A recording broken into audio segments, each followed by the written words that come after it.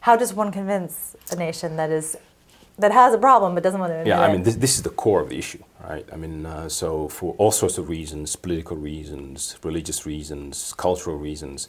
Saving face. I mean, yeah, how could we have let this happen in our nation? Right. So many governments really waited far too long to admit that they had problems. And tragically, I mean, the example that everybody knows is South Africa, right?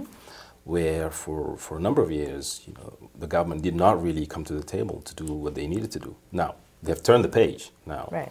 But so government commitment, political will is really, that's where it starts. Right, that's the starting point. Yeah, if you don't have that, it's very difficult to do anything that is sustainable. Well, and it's interesting because with the conference coming back to the United States and then being in our nation's capital this summer, paired with the fact that America has led the world in terms of its donations and support for AIDS, this is a really critical conference. This is a really critical moment in the summer, isn't it? Right.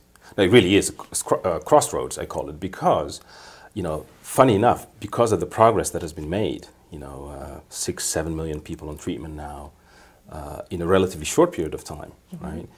But, because of that, and because AIDS, or HIV rather, has become a chronic condition, for some, right. People are becoming complacent now. Yes. At all levels. Yeah. People are becoming complacent in terms of, education, prevention.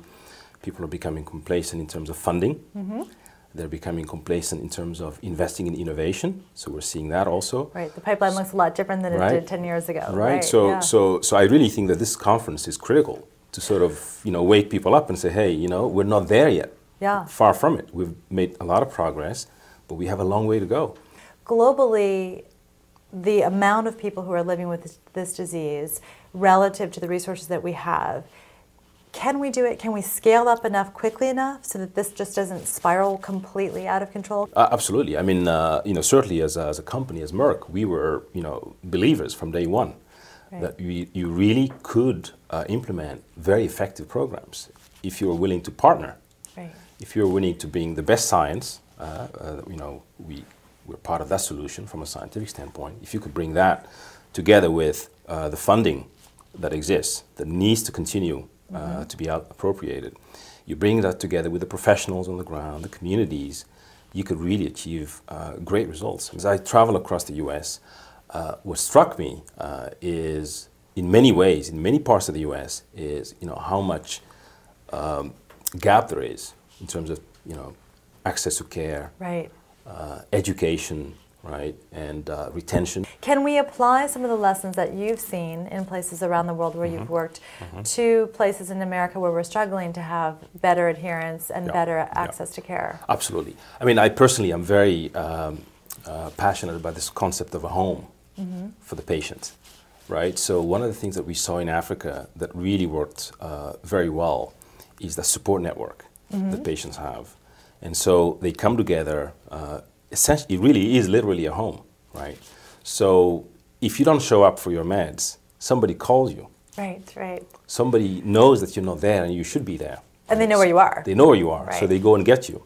And so you have that sort of, you can call it pressure, right? Social pressure, but it's positive because people do it because they care about you. And so there's opportunity in the US to implement some of those approaches. I know that there's a lot of work that's being done in terms of the patient-centered medical homes, linking clinics to the community, right. linking allied healthcare professionals to the physicians, to the pharmacists, to the patients, the community workers, and so on. So basically creating an environment in which the patient feels really at home. So stigma, we know it's a huge barrier to care around the world. How does it compare in the United States to the rest of the world, in your opinion? Compared to China or India or many parts of the world, I mean, the US has done, is miles ahead, which doesn't mean that we need to be, accepting of the current situation. We can't let the foot off the gas. Right. So I really think that, education is key. I talk to people in this country, in the US, people who still, in 2012, right, do not know exactly how HIV is transmitted. Right. I talk to young people. And so this is what concerns me, because it means that, there isn't enough education. So you really need to understand what is behind the stigma. Right. You need to get into that sort of appreciation for those issues, Right. and you should not be judgmental.